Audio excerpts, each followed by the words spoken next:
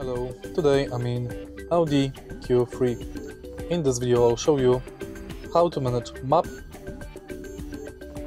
on Apple CarPlay. In the beginning, take a look at the screen display, make sure that your smartphone is connected with car, and now go to either Maps or Google Maps. Personally, I recommend using Google Maps. Now, here is your location. You can zoom out, zoom in.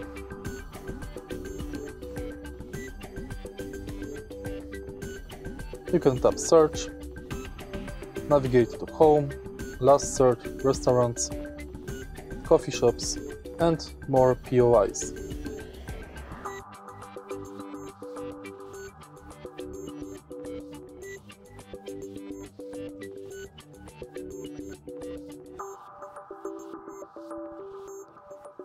If you find this video helpful, please leave like, comment and subscribe.